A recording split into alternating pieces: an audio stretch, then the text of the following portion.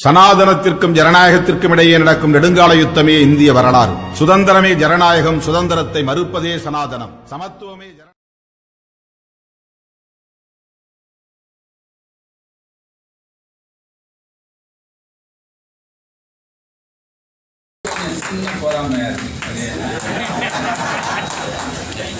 நான் என் தம்பியை பார்க்குறேன், இளைய செல்வனை.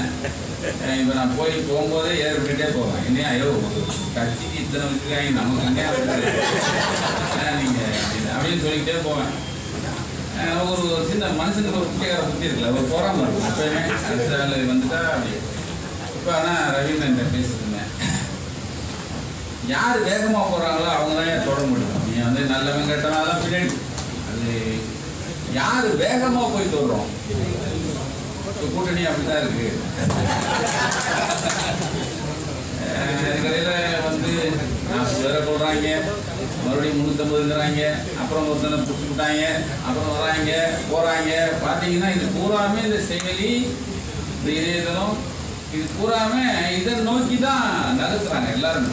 இதுதான் எதிர்காலம், இதுதான் எதிர்காலம். அதில் என்னமோ கொஞ்சம் வைத்தறிச்சல் வேறு. ஏன்னா நம்ம பிரிண்ட் மீடியாவில் இருக்குமா, நம்ம கொஞ்சம் வைத்தறிச்சல் தான். எங்கள் வல்லுவரனே வந்திருக்காரு, வண்டி வந்திருக்காரு, பெரிய பெரிய ஆளுக்கு தான் வந்திருக்காங்க.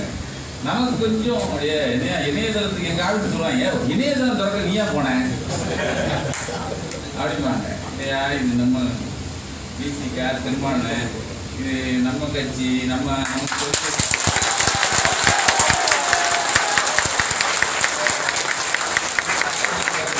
எவ்வளோ துணி பண்ணி பார்த்தேன். அது விடுற மாதிரி இல்லை. அந்த எங்க அவரும் விடுற மாதிரி இல்லை. நான் என்ன நம்ம வந்து இது போடணும்ல, போயிடலாம் அப்படின்னா விடுற மாதிரி இல்லை.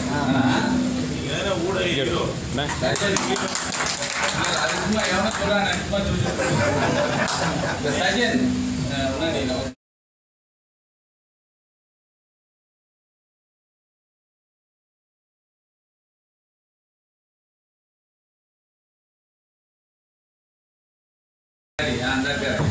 ஹீரோ. முதல்ல ஒரு ரைட்ஸ் ஆகும். ஏன்னா இந்த மைக்கு பாடப்பட்டதுலாம் இருக்கும். ஏன்னா இது வந்து ஒரு வாடகைங்கிறதுனால இதுக்கு இந்த பிரச்சனைலாம் விட்டுப்போம். ஆனால் இத்தனை இணையதளங்கள், இத்தனை செயலியை, அதுவும் நான் ஆச்சரியப்பட்டது என்னன்னா 1000 சொற்பொழிவுகளை நீங்கள் வந்து இணையதளத்தில்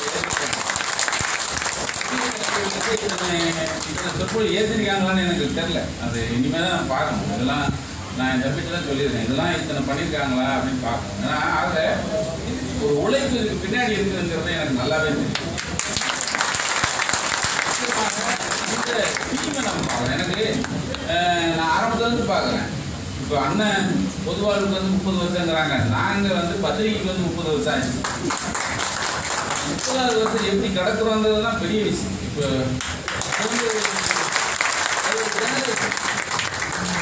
ஒரு பெரிய ஜெனரேஷனை, அடுத்த ஜெனரேஷன் நம்ம அடுத்து போகிறோம், இதை தாண்டோம்.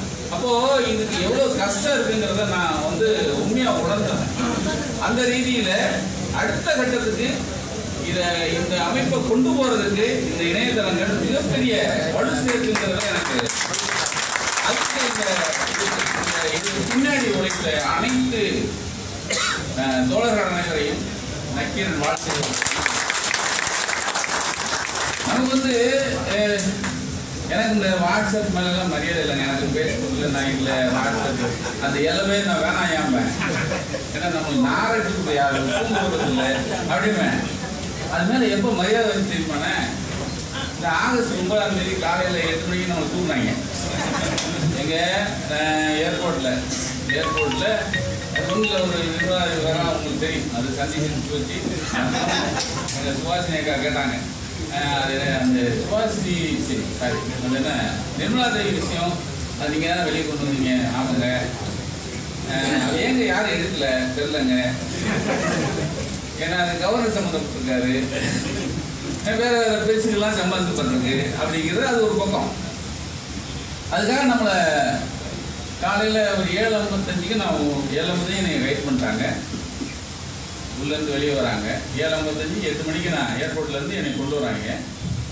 ஏர்போர்ட் வெளியே வந்தோடனே டிசி வண்டி, அப்புறம் எனக்கு ஒரு 2-3 வண்டியில் என்னை ஏற்றிட்டாங்க. என்னை ஒரு வண்டியில் ஏற்றுறான், அந்த பக்கம் 2 எருமாடு 2 உட்காருது, முன்னாடி ஒரு ஏசி இருக்காரு, பின்னாடி ஒரு 3 இன்ஸ்பெக்டர்லாம் உட்காந்துருக்காங்க. வண்டி அப்படி கீழே இறங்குதுண்ணே. பின்னாடி உட்காந்த இன்ஸ்பெக்டர், சார் வாட்ஸ்அப்பில் வந்துச்சு சார்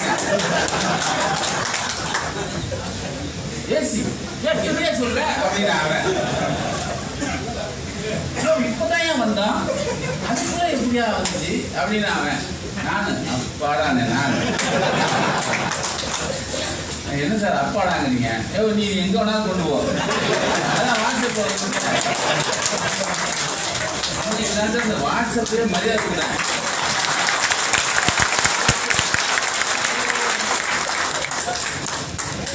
அதாவது நம்மளை விட வேகமா நம்ம கையில கொண்டு போயிட்டாங்க பாருங்க, கொண்டு போய் சேர்த்தாங்க. இன்னும் எங்க போனாலும் விட மாட்டாங்க இவங்க எங்க கொண்டு போறதுன்றத போகும்போது டிஸ்கஸ் பண்றாங்க பாருங்க. நான் ஒழுங்குமே காலையில் எனக்கு இல்லையா, நீ எங்க வேணாலும் கொண்டு போ, அங்க சிங்காரப்படி போ, இல்ல நீ எங்க வேணாலும் போ, எனக்கு தெரியாது. முதல்ல அங்கே கொண்டு போனா ஜாம்பஜார் கொண்டு போறான்னு பேசிட்டு இருந்தாங்க. திடீர்னு அப்படியே இங்கே சிந்தார்பேட்டை வந்தா வைகோனை முன்னாடி உட்காந்து ரகலை பண்ணியிருக்காரு, எனக்கு தெரியாது. அங்கிருந்து அவருக்கு பயந்து, ஏன்னா திமுக தலைவர் வர்றாருன்னு என்னை அவசரமா தூக்கி போறாங்க. அங்கே போனா ஏதோ ஒரு ஆஸ்பத்திரிக்குள்ள கொண்டு போயிட்டான். அவர் ஆஸ்பத்திரிக்குள்ள திமுக தலைவர் எல்லாரும் ஒரு 5 பேர் சேர்ந்து அங்க உள்ள வராங்க, உள்ள விடலை. அதுக்கு அவர் கேட்டிருக்காரு, யோ நான் பேசிட்டியா, நான் பார்க்க வந்திருக்கேன் அப்படின்னு இருக்காரு அவர். யாரு? திமுக தலைவர். அப்போ உள்ள வந்து பார்த்தாச்சு. பார்த்த உடனே அண்ணன் எல்லாரும் என்னை பார்க்க வராங்கன்னு அவங்களுக்கு மறுபடியும் இன்னொரு செய்தி ஒன்று, ஐயோ உடனே என்னை தூக்கி மறுபடியும் தூக்கி போறாங்க. எங்கடா தூக்கி போறாங்கன்னா எக்மோர் கோர்ட்டு கொண்டு போயிட்டான். எக்மோர் கூட்டு உள்ள நிற்கிறோம், உள்ள வர நான் திரும்பி பார்க்குறேன். அந்த கோர்ட்டில் என்ன சொல்றாங்கன்னா, அதாவது அந்த கோர்ட்டில் நீதி என்னன்னா, நீதிபதி அதாவது கோர்ட்டு அணிந்த, அதாவது வக்கீல் கோர்ட்டு அணியாதவங்களை யாரையும் உள்ள அனுமதிக்கிறது இல்லை. அதாவது குற்றஞ்சாட்ட பக்கம் நிற்கணும், கோர்ட்டு அணியாதவங்க உள்ள இருக்கிறது இல்லை அப்படின்னு. நான் திரும்பி பார்க்குறேன், அண்ணன் வாதாடிட்டு இருக்காரு. இவர் கோர்ட்லாம் கொண்டு வரல. அந்த உடனே ஏதோ பேசிட்டு இருக்காரு. நான் வேற ஜட்ஜி பார்த்தா ஏதாவது திட்டிட போறாரு அப்படின்னு யோசிச்சுருந்தேன். அப்போ அண்ணா உள்ள வந்துட்டார். எப்படிங்க உள்ள வந்தீங்க? நான் வக்கீல் இல்லை.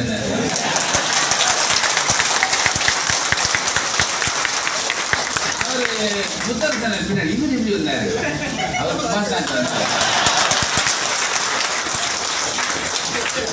அப்படி ஓடிச்சுன்னு வச்சுங்க. ஒரு வழியா சாயந்தரமே வெளியே விட்டாச்சு, வந்தாச்சு.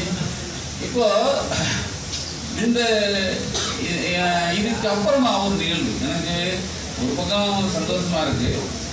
4 நாளைக்கு முன்னாடி பெங்களூருக்கு நான் போகணும். இரவு 9:15 விமானங்க. எனக்கு 9:15 விமானம் 10:15 போகும் பெங்களூர். அங்கேருந்து 1.5 மணி நேரத்தில் ஒசூரில் 11 மணி வரைக்கும் பொண்ணு மாப்பிள்ள எனக்காக நிற்கிறேன்னு இருக்காங்க. இந்த 9:15 நான் போயிட்டேங்க ஏர்போர்ட். 8:15 போய் 1 மணி நேரம் முன்னாடி போடுவேன். அங்கே போயாச்சு. உள்ளே போனோட ஒரு மெசேஜ் வந்துச்சு, 1/2 மணி நேரம் லேட்டுங்க. 9:15 ஆச்சு. கொஞ்ச நேரம் ஆச்சு, 1/2 மணி நேரம் லேட்டுனாங்க. நாங்கள் எல்லாரும் உட்காந்துருக்கோம், 150 பேஷண்ட் உட்காந்துருக்கோங்க. சார் நம்ம நேரத்தை ஒரு விமானம் விமான நிறுவனம் வந்து நம்மளுக்கு சாப்பிட்றதுக்கு நம்ம நேரத்தை 150 பேரில் எல்லாரும் உட்காந்துருக்கோம். ஒருத்தனுக்கு கூட போவோம் இல்லைங்க. 1/2 மணி நேரம் கூட்டிகிட்டே போகிறேன். நாங்கள் கிளம்பும்போது 4 மணி நேரம் லேட்டுங்க. ஒருத்தருக்கு போகலை. நான் போய் கேட்குறேன், ஐயோ இல்லையா போகுமா இல்லையா, நான் வேறு ஏதாவது ஏற்பாடு பண்ணவா அப்படின்னா, எஸ் சார். உடனே நம்ம போகும்போது தான் ஃபோன் பண்ணுவாங்க, எஸ் இறங்கிடுச்சு சார், இறங்கிடுச்சு. ஆமாம். எனக்கு என்ன வருதுன்னா, இந்த 150 பேரில் ஒரு 2 பேர் மட்டும் கண்ணை மூடி தூங்கினாங்க சார். ஒரு 3 பேர் பத்திரிகை படிச்சிருந்தாங்க, அப்புறம் 70 வயசுக்கு மேலே. மிச்சம் இருக்கிறவங்க போகிறான், கால் மேலே கால் போட்டு இது உட்காந்தான் சார், போன உட்காந்தான் சார். 145 பேர் இதில் தான் உட்காந்துருக்கான். இவன் நேரத்தை சாப்பிட்றா, இவன் பார்க்கவே இல்லை, இதை பற்றி கவலையே படல. நம்ம நேரத்தை ஒருத்தன் திருடுறான்டா, ஒரு 3.5 மணி நேரத்தை திருடுறான் ஒருத்தன். 145 பேருடைய 3 மணி நேரம் என்ன ஆகுது? ஒன்றும் கோபம் இல்லையே, யாருக்கும் கோபம் இல்லை. எனக்கு வயசு எரியுது. ஏன்னா அது சில சில நமக்கு ஒரு எரிச்சல் இருக்குங்களா, ஏன்னா 10 நக்கின படிச்சுனா விட்டுப்போம், இதை பார்த்துக்கிறாங்க. ஆக நம்மளை மழுங்கடிச்சிருச்சு இந்த செல்போனு. ஆனா பொலிக்கு யோசிச்சே இருப்பாரு, என்னடா அது இல்லை. இப்போ ஒரு செல்போன் வந்து நம்ம உலகத்தை நம்ம கையில கொடுத்து நம்மளை மழுங்கடிச்ச ஒரு விஷயமா இருக்கிற இடத்துல இப்போ இந்த இணையதளங்கள் விசிகா சார்பாக ஆரம்பிக்கப்பட்ட இணையதளங்கள்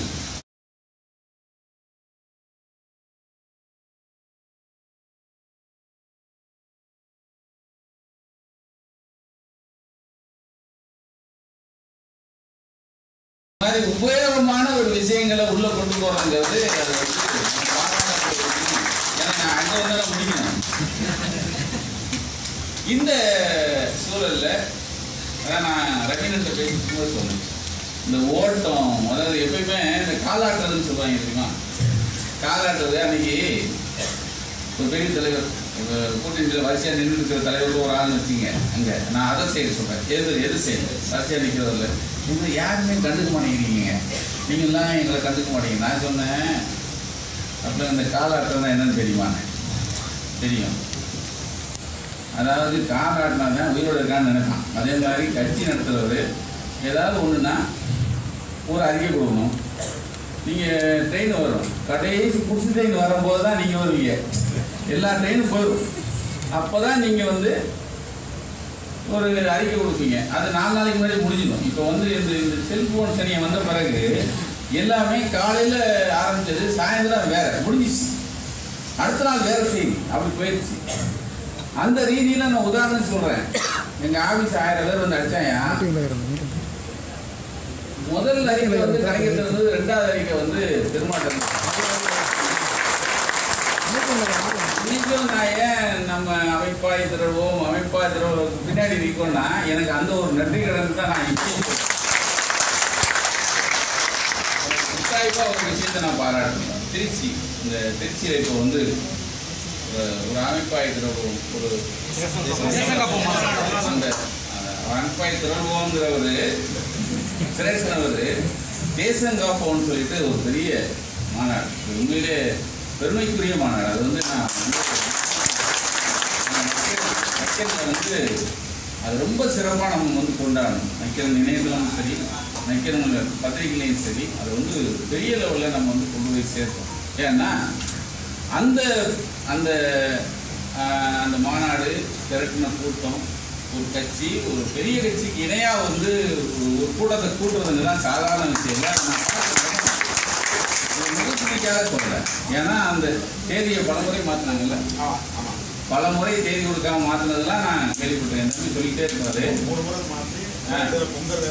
இடையில பொங்கல் வந்து பொங்க வச்சு அவங்க வச்சு இதெல்லாம் வந்து மறுபடியும் கடைசியாக ஒரு தேதி கொடுக்குறாங்க. அந்த அந்த அமைப்பை அப்படியே திரட்டி கொண்டு வந்து நிறுத்தின அந்த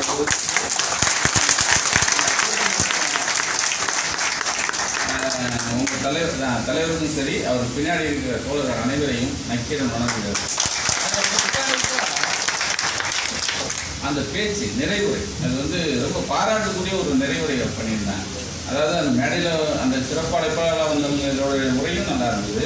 அந்த நிறைவுரையாக பேசின அந்த விஷயத்துல தான் எவன் தேசபக்தன், எவன் வந்து ஆன்டி இண்டியன்,